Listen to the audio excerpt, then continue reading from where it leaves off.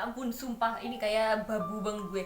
Jadi ini aku baru selesai edit video buat aku upload mungkin besok. Terus ini masih render sampai sekitar mungkin nanti malam, baru aku upload besok pagi atau kalau nggak gitu siangan. Jadi selagi aku nungguin itu, karena aku masih lowong, mungkin aku bakalan keluar masih nanti sorean.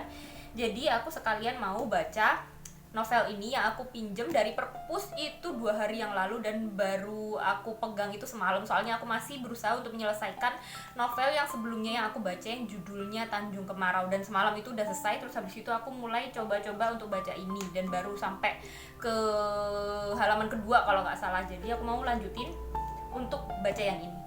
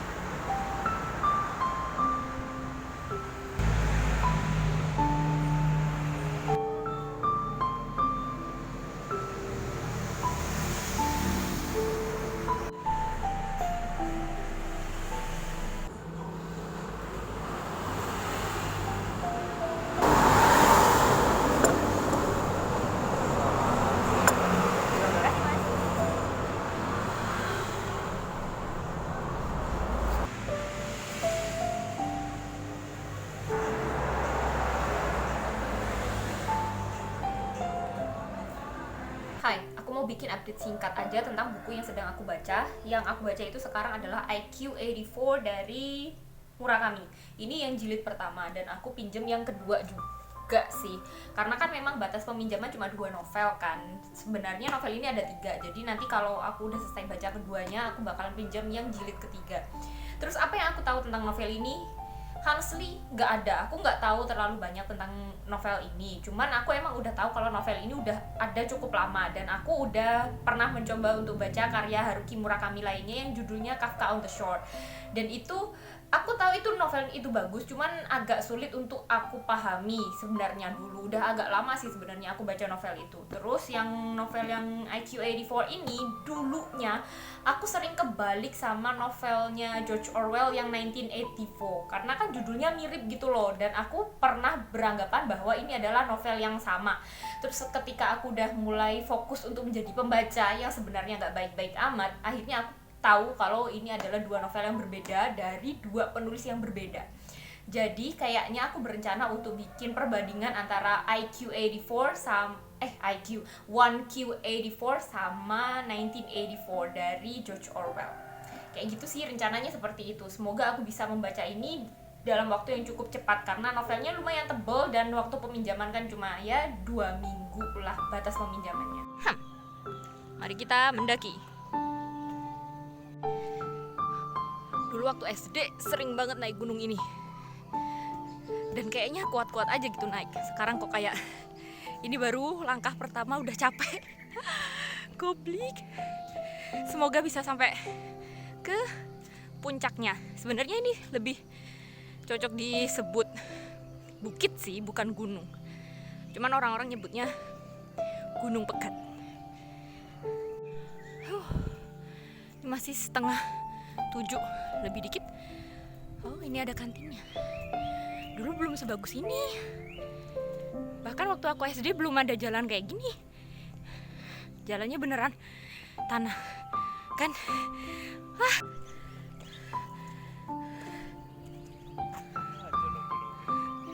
Indonesia kan? Di mana-mana ada lope-lope. Dia kayaknya setengah jalan nggak sih? Mungkin nggak bakalan terlalu kelihatan. Cuman ini masih pagi, terus kelihatan itu kayak kabut-kabut di sela-sela pepohonan. It's good. Tulisannya dilarang duduk di arca candi. Jadi di atas itu ada semacam candi, I think. Aku juga lupa itu peninggalannya apa atau siapa.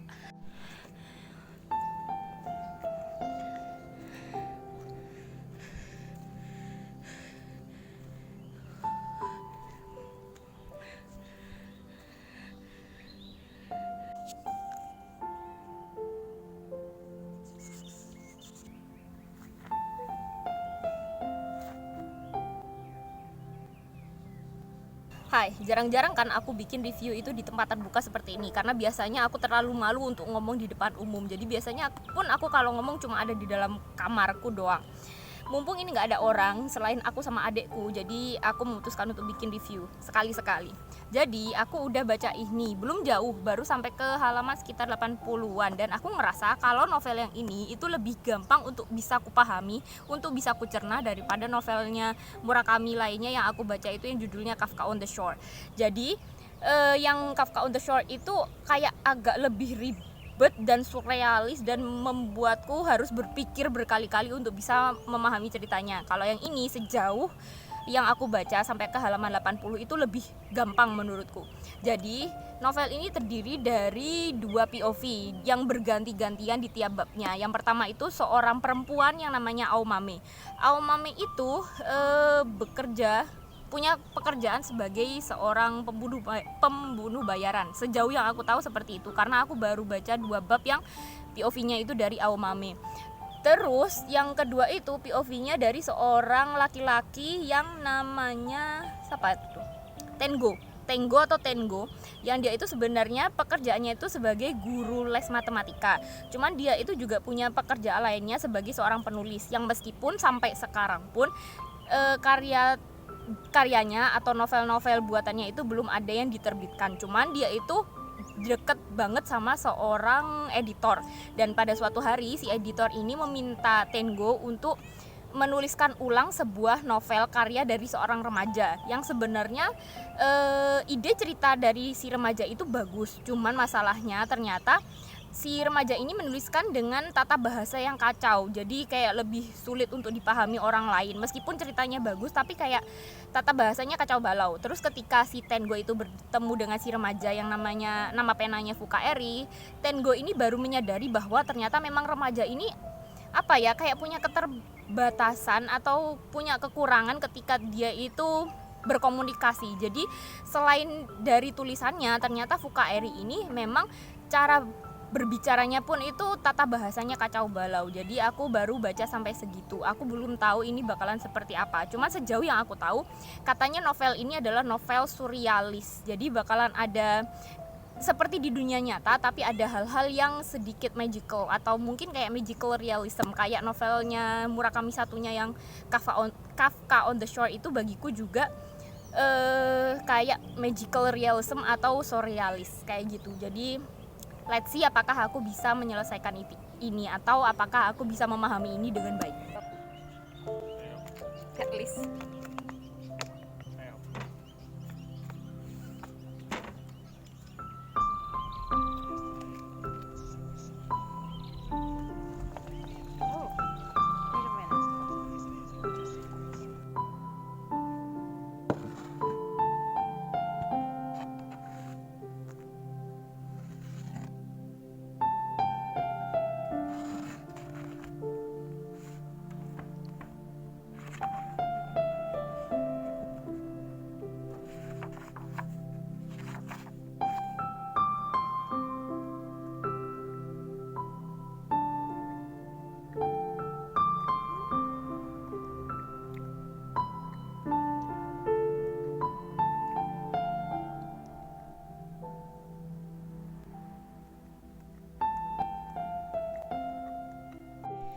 Aku baru mulai baca 1Q84 jilid kedua, ditemani sama sepiring roti dan kopi. Dan aku bakalan berusaha untuk segera menyelesaikan ini. Ini udah jam setengah 10 malam dan aku kurang baca novel ini sekitar 80-an halaman. Aku berencana buat menyelesaikan novel ini malam ini juga. Jadi maksimal kalau bisa aku baca itu sampai sekitar jam setengah 12-an malam, karena sebenarnya aku udah lumayan ngantuk sih. Cuman aku bakalan bertahan buat menyelesaikan novel ini kalaupun emang aku nggak bisa menyelesaikannya malam ini, aku bakalan lanjutkan besok pagi sebelum aku berangkat ke perpus untuk ngembaliin. Hai, welcome to New Trading Journey. Jadi ini tadi aku habis dari luar, makanya aku masih pakai jilbab seperti ini. Terus aku langsung ngomong di depan kamera karena aku mumpung masih ada waktu yang lumayan panjang. Nggak panjang-panjang banget, tapi lumayan untuk aku ngomongin tentang novel-novel yang udah selesai aku baca dan mungkin sekarang sedang proses aku baca. Jadi pada akhirnya aku udah menyelesaikan untuk baca novel dari Haruki Murakami yang 1Q84 yang jilid pertama dan jilid kedua. Itu aku bacanya lumayan cepet karena untuk yang jilid kedua itu aku beneran ngebut banget karena waktuku pinjam di perpus Bung Karno itu tinggal 4 hari. Dan sebenarnya novel itu cukup tebel karena satu novelnya itu sekitar 450-an halaman, dan itu yang jilid kedua itu aku selesaikan dalam waktu 4 hari, dan itu bagiku lumayan ngebut karena biasanya kan aku orang yang lumayan lama untuk membaca. Jadi, kalau yang untuk Haruki Murakami yang 1Q84 jilid pertama itu lebih menceritakan tentang tokoh-tokoh utamanya. Itu jadi kayak perkenalan tentang tokoh-tokoh utama, tentang setting tempat, setting waktu, terus habis itu juga memperkenalkan atau mulai masuk ke masalahnya. Sebenarnya kalau di yang novel yang jilid pertama itu masalahnya belum terlalu jelas seperti apa, tapi untuk perkenalan masalahnya udah dimulai dari situ. Jadi untuk yang jilid pertama itu dibagi menjadi 2 POV. Yang pertama itu POV dari Aomame, seorang perempuan 30 tahunan yang dia itu bekerja, pada dasarnya dia bekerjanya itu sebagai seorang instruktur bela diri.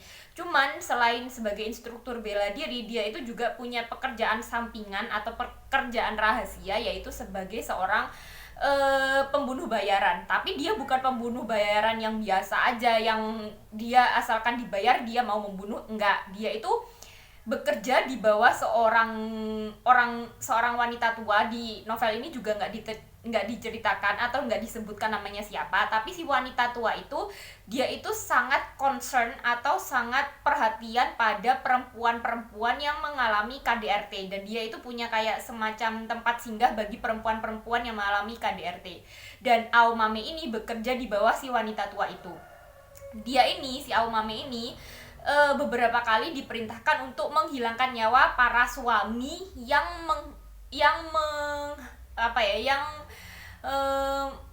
membuat istrinya itu sakit secara fisik dan mental. Dan bukan hanya para suami biasa yang menyakiti istrinya, enggak, tapi suami-suami yang kalaupun dibawa ke jalur hukum itu kayaknya sulit untuk dikalahkan. Mungkin si suami ini orang yang terlalu berkuasa atau terlalu dekat dengan penguasa, makanya jalan satu-satunya agar si istri yang mengalami KDRT itu bisa lepas dari masalah dan bisa lepas dari suaminya adalah dengan cara menghilangkan nyawa si suami. Dan Aomame ini dia itu punya cara khusus untuk menghilangkan nyawa suami itu yang hampir sangat aman dan tidak terdeteksi sama orang lain. Kayak nggak ada bekas luka, nggak terlihat seperti diracun, nggak. Pokoknya Aomame ini punya suatu teknik yang dia bisa menghabisi nyawa orang dengan sangat tidak terlihat kayak gitu. Makanya Aomame itu bekerja sebagai pembunuh bayaran, tapi hanya mau membunuh orang-orang yang sudah menyakiti istrinya atau menyakiti perempuan-perempuan dalam keluarga. Terus POV yang kedua itu adalah dari seorang laki-laki yang namanya Tengo. Tengo ini dia sebenarnya bekerja sebagai seorang guru les matematika. Cuman selain sebagai guru les matematika, dia itu sebenarnya juga seorang yang suka menulis. Dia itu punya cita-cita menjadi seorang penulis. Cuman sampai saat ini, sampai di novel ini pun, Tengo itu sebenarnya belum pernah sama sekali menerbitkan hasil karyanya, karena berdasarkan editor yang dekat sama dia, hasil karya Tengo ini tidak cukup baik untuk diterbitkan. Idenya tidak cukup menarik untuk dibaca. Cuman tulisannya Tengo ini, tulisannya, gaya bahasanya itu bagus. Cuman masalahnya hanya idenya aja yang tidak cukup menarik. Terus pada suatu hari ada seorang penulis muda yang ikut sebuah sayembara yang namanya Fukaeri. Fukaeri ini menulis kisah tentang yang judulnya Kepompong Udara. Yang kisah tentang kepompong udara ini seperti magical realism atau seperti cerita dongeng yang cerita yang magical yang tidak seperti di dunia nyata, tapi meskipun ceritanya sangat menarik, meskipun ceritanya itu sangat berbeda, sangat menggugah selera untuk membaca, masalahnya adalah tulisannya si Fukaeri ini, tata bahasanya atau penggunaan kata-katanya itu tidak tidak cukup rapi, atau bukan sedikit sih, lumayan kacau gitu loh cara dia menulisnya. Akhirnya si editor dari Tengo atau yang namanya Pak Kawana ini adalah editor kenalannya Tengo. Si Pak Kawana ini meminta Tengo untuk menulis ulang novel yang judulnya Kepompong Udara dari Fukaeri, dan Tengo ini bertugas sebagai kayak semacam penulis bayangan gitu loh. Di novelnya itu pun kalaupun diterbitkan pada akhirnya tetap namanya Fukaeri, karena memang cerita pada dasarnya diambil dari Fukaeri. Cuman karena Fukaeri ini ternyata dia itu punya kekurangan, dia itu disleksia itu sulit membaca dan sulit menulis. Kalau kalian belum tahu, disleksia itu kayak yang dialami sama Deddy Corbuzier dan anaknya itu. Kalau kalian memperhatikan mereka itu mengalami disleksia atau mengalami kesulitan masalah dalam menulis dan membaca. Dan Eri pun mengalami disleksia itu. Selain itu, Fukaeri ini ternyata ketika dia berkomunikasi dengan Tengo, ketika Tengo itu meminta izin untuk menuliskan ulang Kepompong Udara, ternyata Fukaeri ini bukan hanya sulit untuk menulis dan membaca, tapi dia itu juga sulit untuk berkomunikasi. Jadi tata bahasanya itu kacau. Terus pada akhirnya Tengo ini memutuskan untuk menuliskan Kepompong Udara itu karena mendapatkan persetujuan dari Fukaeri, meskipun dia merasa bahwa apa yang dia lakukan itu sebenarnya ilegal, tapi dia itu merasa tertantang karena dia juga menyukai cerita dari Kepompong Udara itu, dan dia ingin menuliskan Kepompong Udara itu dengan lebih rapi. Jadi ada 2 POV itu. Yang pertama dari Aomame yang seorang pembunuh bayaran, juga dari si Tengo yang dia itu sebagai penulis bayangan sebuah novel yang judulnya Kepompong Udara.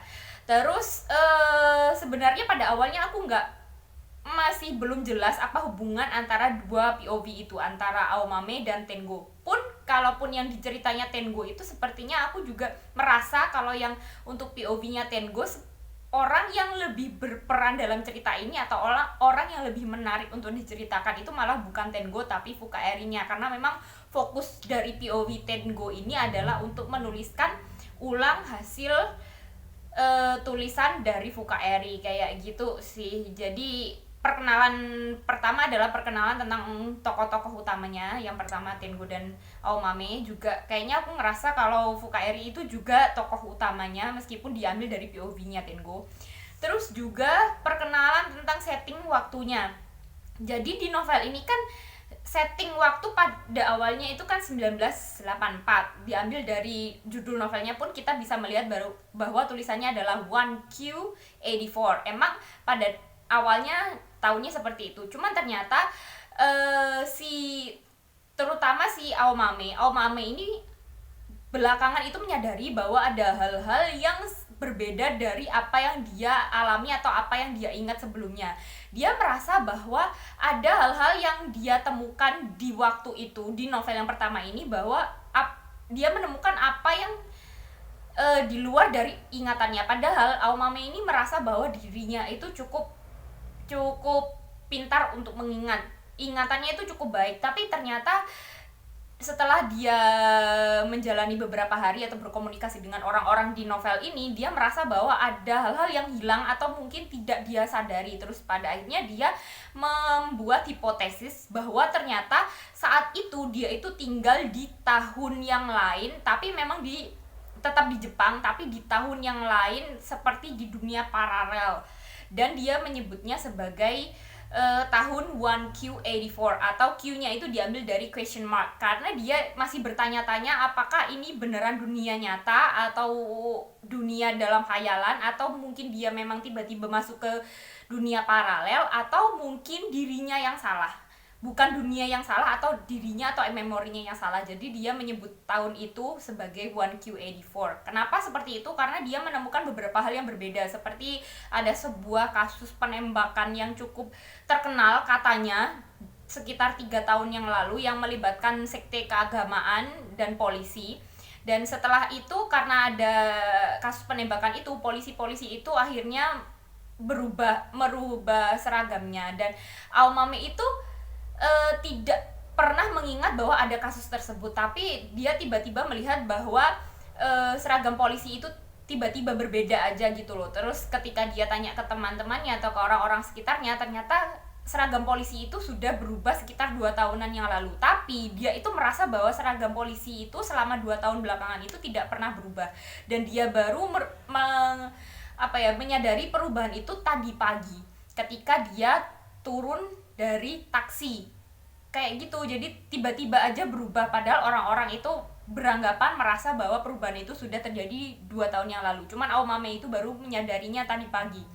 Terus dia juga melihat bahwa di langit itu ada 2 bulan. Padahal biasanya seingatnya bulan itu di langit hanya 1, tapi di saat itu, di masa waktu itu, dia itu melihat di langit itu ternyata ada 2 bulan. Jadi itu dia berpikiran apakah dirinya yang salah atau matanya yang salah, memorinya yang salah, atau dunia yang salah. Jadi pada akhirnya dia berhipotesis bahwa dia sudah masuk ke dunia paralel yang disebut dengan 1Q84.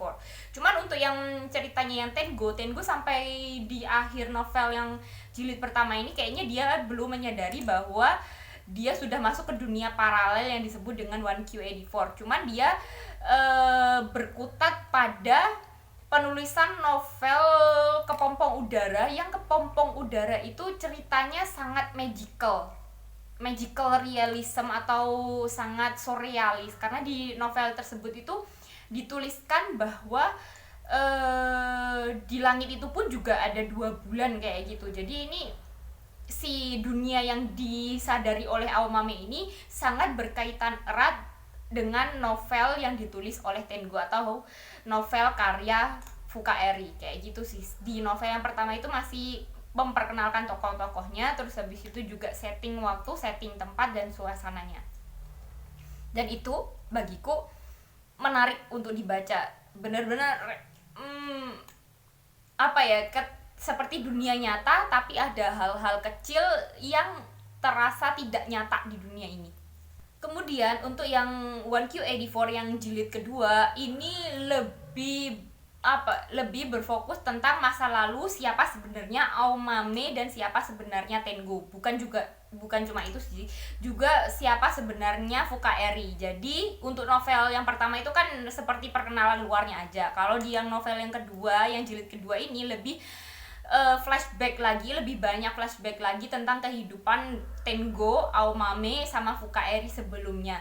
Jadi ternyata Tengo dan Aomame ini dulu adalah teman semasa sekolah, tapi bukan teman yang dekat sebenarnya, enggak. Cuman ternyata mereka itu pernah ada dalam satu kelas, terus ada satu masa ketika dimana ternyata Tengo ini pernah membela Aomame yang dibully sama teman-temannya, dan ternyata sejak itu Aomame itu menyimpan perasaan pada Tengo, tapi dia itu tidak bisa mengungkapkannya karena dia terlalu malu, karena selama ini dia itu tidak pernah punya teman, karena dia dulu itu dibully karena orang tuanya adalah penganut sekte keagamaan yang namanya pokoknya suatu sekte agama Kristen yang mereka itu sangat taat. Bahkan untuk makan siang pun di kelas Aomame itu harus mengucapkan doa dengan sangat keras, dan karena itulah orang-orang atau teman-temannya itu sering membuli Aomame karena dia itu dianggap aneh sama orang lain. Sedangkan Tengo itu ternyata dulunya itu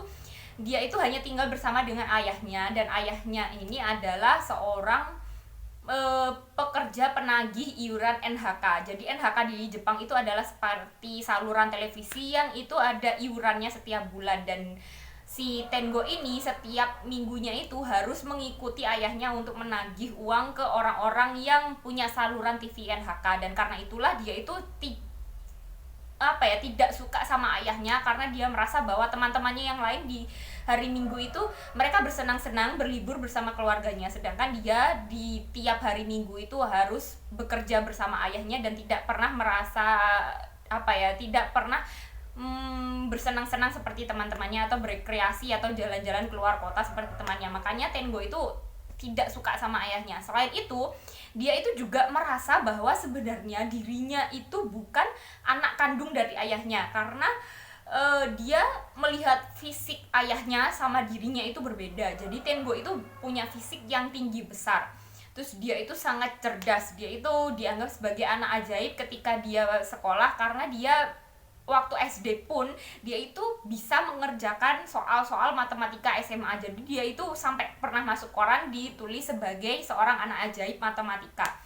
Sedangkan untuk ayahnya itu hanya orang yang benar-benar biasa aja, flat aja. Dia itu tidak cukup pintar, hanya tahu bagaimana caranya mencari uang dengan cara memaksa orang-orang untuk membayar iuran NHK. Maka dari itu dia merasa bahwa dirinya itu sebenarnya bukan anak ayahnya. Sedangkan ibunya itu tidak pernah hadir dalam kehidupan Tengo, karena kata ayahnya, ibu dari Tengo itu meninggal ketika beberapa bulan setelah Tengo lahir. Cuman ternyata Tengo punya suatu ingatan yang dia itu juga nggak yakin bahwa ingatannya itu benar apa enggak. Dia ingat ketika dia umur sekitar 1,5 tahun, dia itu pernah melihat ibunya bercumbu dengan seorang laki-laki yang berbadan besar. Jadi dia mulai berpikiran bahwa mungkin ibunya masih hidup, dan mungkin orang yang ada dalam ingatannya itu yang bertubuh tinggi besar itu adalah ayahnya, karena secara fisik kan memang Tengo itu punya tubuh yang cukup tinggi besar kayak gitu. Kan kucingku ini ya.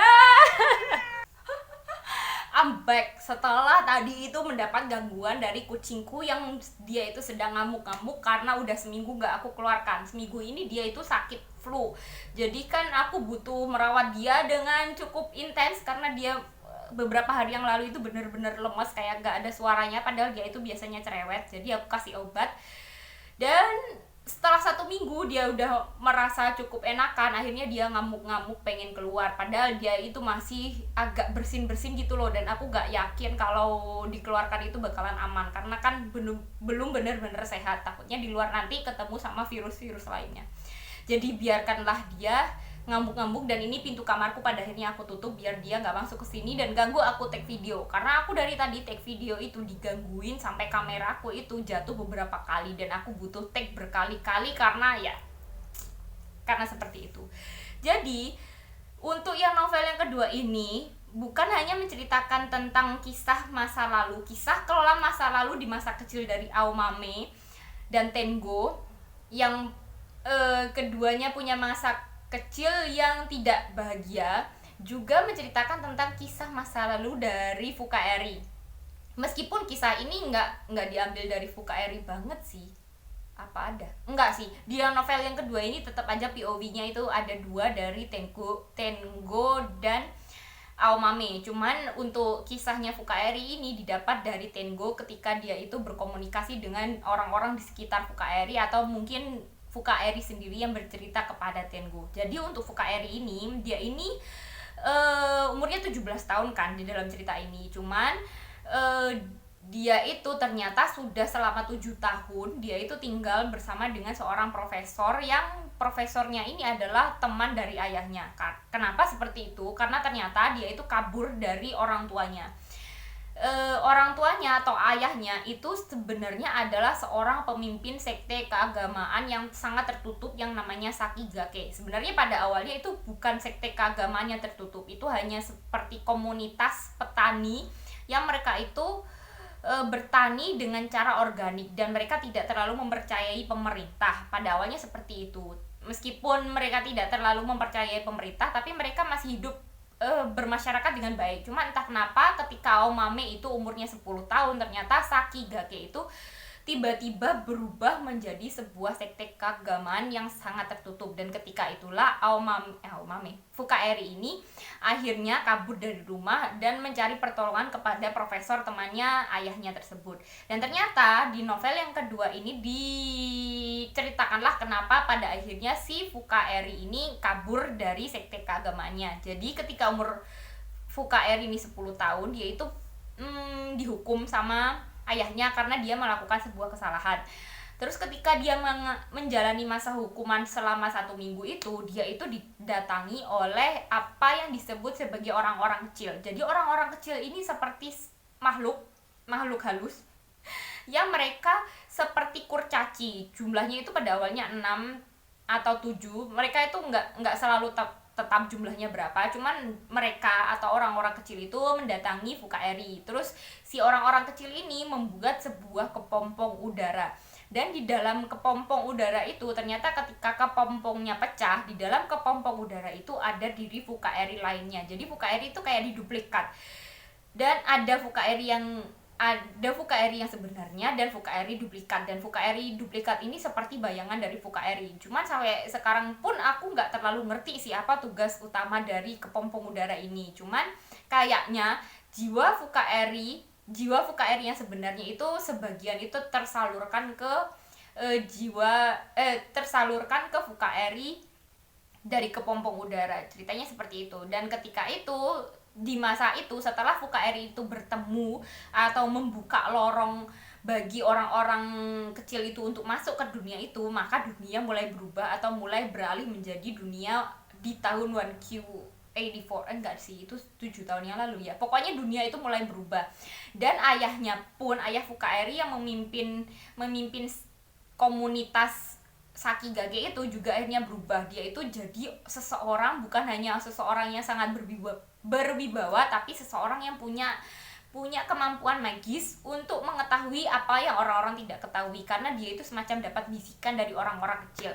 Terus dia itu juga punya kekuatan mistis, kekuatan yang tidak bisa didapatkan sama orang normal pada umumnya. Jadi setelah terjadi perubahan itu, setelah orang-orang kecil itu mempengaruhi ayah dari Fukaeri, akhirnya sekte komunitas Sakigake itu akhirnya menjadi sebuah sekte keagamaan yang sangat tertutup. Dan setelah itulah, karena Fukaeri merasa ada yang tidak beres, karena ada bayangan dirinya yang dibentuk sama si orang-orang kecil, akhirnya dia itu kabur dari sekte keagamaan tersebut dan meminta tolong ke seorang profesor itu, yang akhirnya mengangkat atau menjadi wali bagi Fukaeri selama 7 tahun itu. Ya kayak gitu ceritanya, seperti itu. Terus ketika aku membaca cerita ini, aku jadi kebayang sama sebuah sekte keagamaan lain yang ini beneran nyata sih di Jepang, yang namanya Aum Shinrikyo. Iya nggak sih? Iya, kalau nggak salah namanya Aum Shinrikyo. Jadi ketika aku membaca ini, aku jadi kebayang sekte keagamaan tersebut, karena sekte keagamaan di dalam novel ini sama Aum Shinrikyo ini bagiku cukup mirip. Mereka itu sangat tertutup. Terus si tokoh utama pemimpin keagamaannya itu juga melakukan kayak pelecehan seksual kepada penganutnya. Terutama kalau di novel ini itu dialami oleh Fukaeri sendiri, juga dialami oleh gadis-gadis muda. Jadi si pemimpin sekte keagamaan itu, dia itu melakukan pelecehan seksual kepada gadis-gadis muda, dan itu apa ya, dan itulah yang pada akhirnya membuat Aomame, yang dia itu sebagai pembunuh bayaran untuk laki-laki yang melakukan KDRT, akhirnya bertemu dengan si ayahnya Fukaeri ini, karena dia ini ingin menghabisi nyawa si pemimpin keagamaan tersebut. Jadi hubungan di novel ini masih sejauh itu sih, yang aku tahu masih sejauh itu, meskipun aku pada akhirnya tahu bahwa Aomame dan Tengo itu saling menyukai. Cuman sampai di akhir novel ini pun Aomame dan Tengo itu belum saling bertemu, dan belum ada hubungan yang cukup erat gitu loh. Kenapa bisa mereka sampai terlibat dalam kisah ini juga belum terlalu jelas. Cuman pada akhirnya di novel ini aku tahu apa yang sebenarnya menjadi masalah dan seperti apa sebenarnya sekte keagamaan tersebut, kayak gitu. Jadi aku masih proses untuk membaca novel yang ketiga, karena ini kayaknya bakalan lebih ribet lagi untuk dijelaskan. Sebenarnya kalau dijelaskan itu nggak terlalu ribet, kalau kalian membaca novelnya itu nggak terlalu ribet, meskipun sampai sekarang pun masih ada beberapa yang belum terlalu aku pahami, tapi kayaknya selagi membaca ini sebenarnya bukan novel yang sulit untuk dipahami. Bagiku seperti itu. Mungkin aku agak kurang paham karena memang aku belum selesai membacanya. Oh ya, selain itu aku juga kan merasa bahwa Aum Shinrikyo sama Sakigake itu kayak mirip gitu loh menurutku, karena sama-sama sekte keagamaan yang ada di Jepang, meskipun yang satunya itu fiksi, yang satunya itu nyata. Terus ketika aku googling lagi, ternyata untuk Aum Shinrikyo ini atau sekte keagamaan di Jepang yang beneran nyata itu, mereka itu sangat terkenal di sekitar tahun 1980-an, kan jadi relate gitu loh sama novel ini yang terjadi di tahun 1Q84. Jadi mungkin si penulisnya atau Haruki Murakami ini terinspirasi dari kisah nyata yaitu Aum Shinrikyo, meskipun di dalam novel ini ditambahkan unsur-unsur magis yang yang tidak nyata kayak gitu. Menurutku mungkin kayaknya memang terinspirasi dari itu sih. Untuk kalian yang belum tahu Aum Shinrikyo itu apa, itu adalah sebuah sekte keagamaan sesat di Jepang yang mungkin sampai sekarang masih ada pengikutnya, I don't know. Cuman di sekitar tahun 1980-an itu mereka itu pernah melakukan sebuah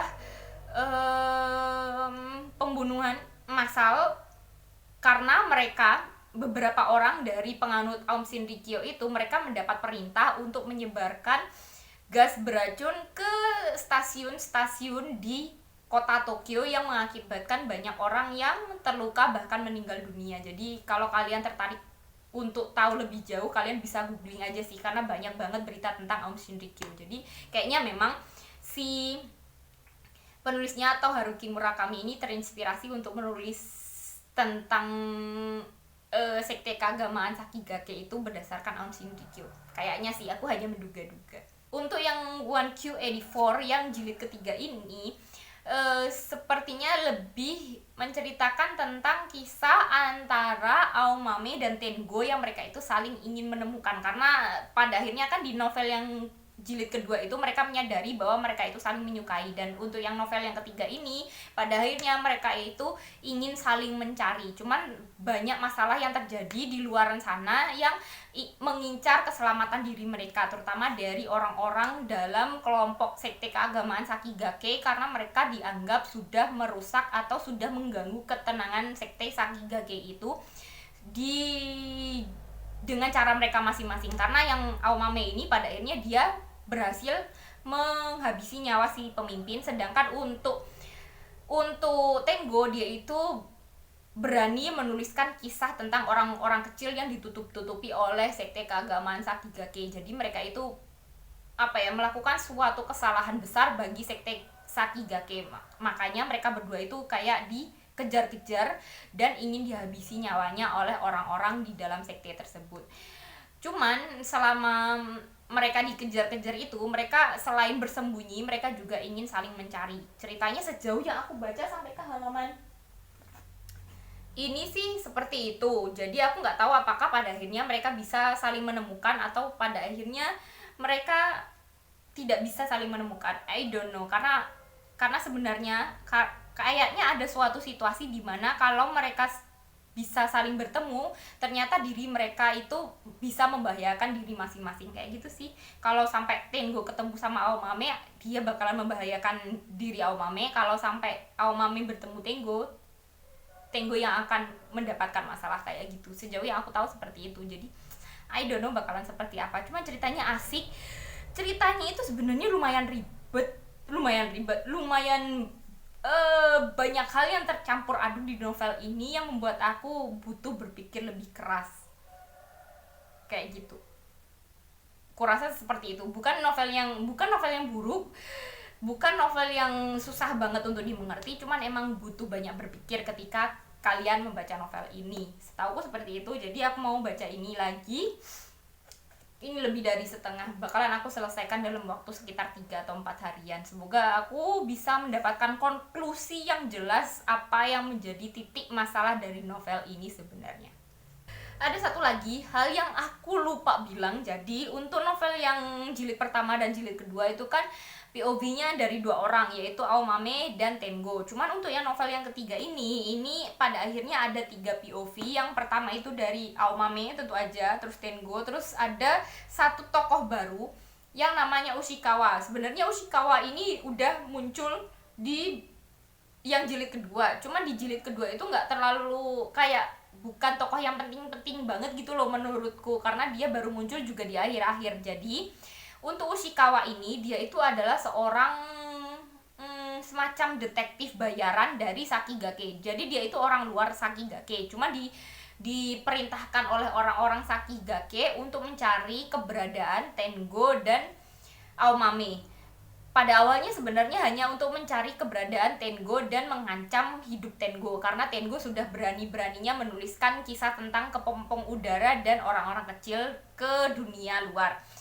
Karena seperti itu, cuman pada akhirnya dia lebih difokuskan untuk diperintahkan sama orang-orang Sakigake untuk mencari di mana keberadaan Aomame. Karena setelah Aomame ini berhasil menghabisi nyawa si pemimpin, Aomame ini dia kabur dan bersembunyi di suatu tempat yang sama orang-orang Sakigake ini tidak diketahui di mana, dan Ushikawa ini diperintahkan untuk mencari di mana keberadaan Aomame, karena Aomame ingin dihabisi nyawanya juga oleh Sakigake karena dia sudah menghabisi nyawa pemimpin, seperti itu. Cuman setelah Ushikawa ini bekerja mencari keberadaan Aomame, ternyata dia menemukan beberapa fakta yang cukup mengejutkan bagi dirinya, bahwa ternyata Tengo dan Aomame ini ternyata punya hubungan yang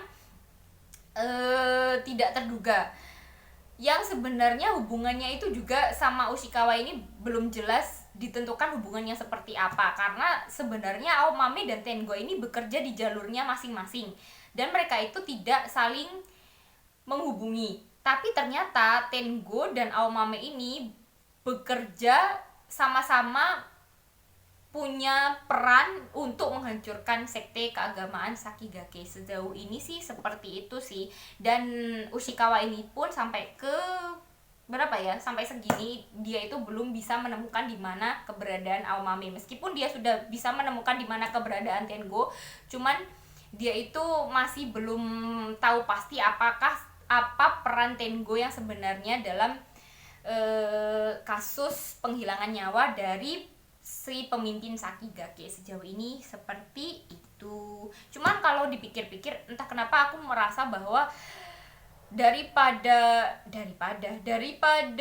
menambahkan POV dari Ushikawa, kayaknya aku lebih tertarik untuk kalau di novel ini ditulis juga POV dari Fukaeri, karena Fukaeri ini benar-benar karakter kunci sih menurutku, karena dialah orang pertama yang bertemu dengan orang-orang kecil dan dialah yang membuat dunia ini mulai berubah. Tapi sampai sejauh ini pun POV untuk Fukaeri sendiri itu belum ada. Jadi kisah tentang Fukaeri ini baru diambil dari perspektifnya Tengo yang berusaha mencari siapa sebenarnya Fukaeri, kayak gitu sih. Jadi aku pengen banget gitu loh untuk membaca POV dari Fukaeri sendiri, meskipun ya kayaknya nggak bakalan bisa terwujud ya, karena novel ini juga udah selesai di jilid ketiga ini.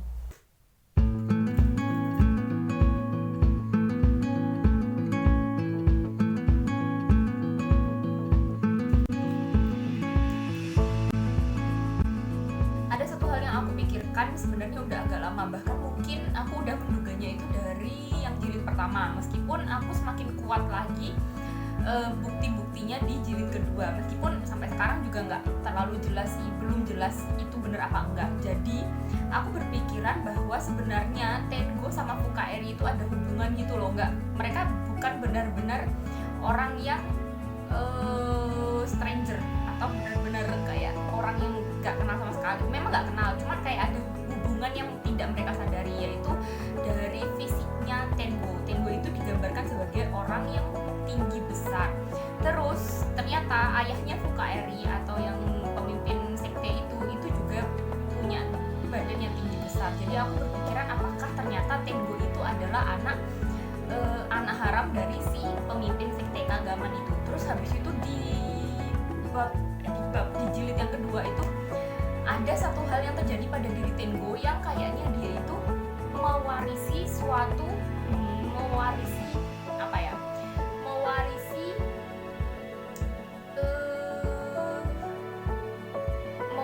orang-orang kecil. I don't know, aku bingung menjelaskannya bagaimana. Jadi pokoknya dia itu kayak ada satu hal yang membuat dia itu mirip banget sama si ketua sekte itu. Jadi aku pikir kayaknya Tengo itu punya hubungan darah sama Fukaeri dari si ayah kayaknya. Terus di novel yang ketiga ini aku pada awalnya aku nggak terlalu tertarik sama ayahnya Tengo. Oke, ayahnya itu orang yang sepertinya dingin, nggak terlalu menyayangi Tengo. Tapi ternyata setelah aku baca di novel yang ketiga ini, kayaknya dia sebenarnya punya rasa sayang ke Tengo, meskipun dia tahu kalau Tengo itu bukan anak kandungnya, tapi dia secara ikhlas mau merawat Tengo sampai dia itu bisa sekolah. Kayak gitu sih, meskipun dia nggak bisa menunjukkannya dengan baik dan benar, tapi setidaknya dia itu mau merawat Tengo, kan itu berarti dia punya rasa sayang juga ke Tengo.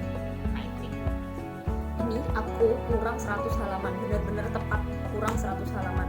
Dari 457 sampai di akhirnya itu di halaman 556. Sekarang sekitar jam 6.20 malam. Jadi aku pengen tahu sejauh mana aku bisa membaca ini sampai aku tidur nanti. Semoga aku udah bisa menyelesaikannya, tapi kayaknya enggak sih.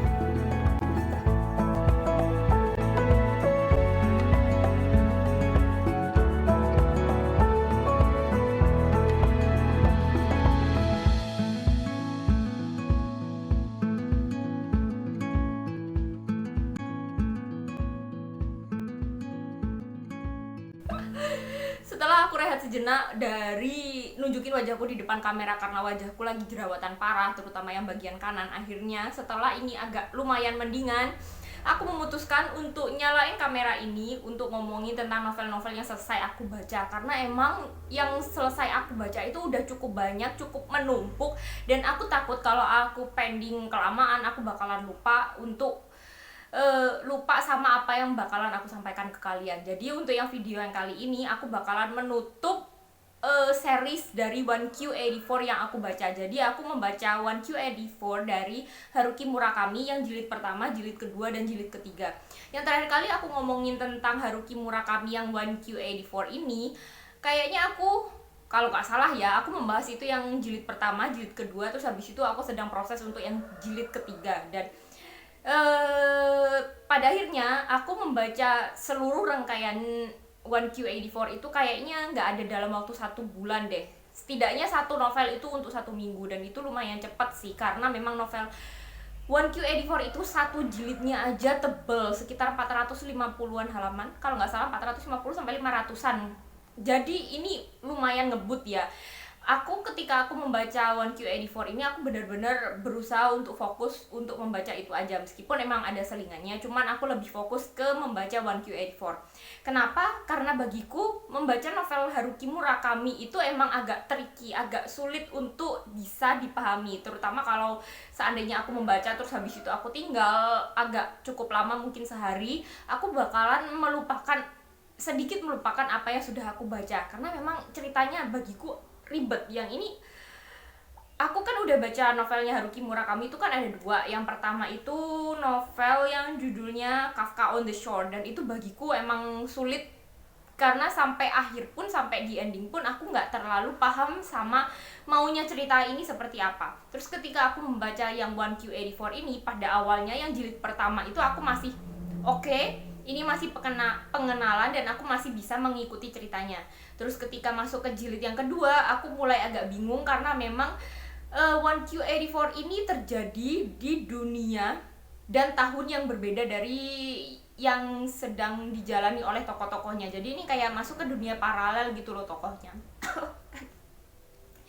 Terus habis itu aku berpikiran bahwa ketika aku membaca 1Q84 yang jilid ketiga ini, aku bakalan bisa memahami kenapa jalan ceritanya seperti ini. Karena kan emang yang jilid ketiga itu udah endingnya, jadi mungkin di situ bakalan ada konklusi yang bisa aku dapat gitu loh.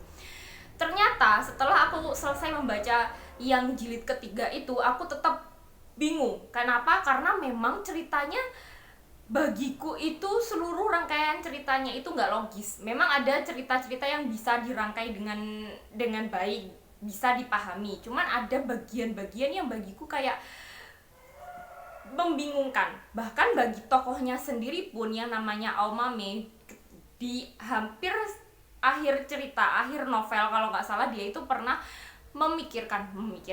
pernah menyebutkan bahwa di dunia 1Q84 itu mereka, Aomame dan Tengo itu mengalami banyak kesulitan.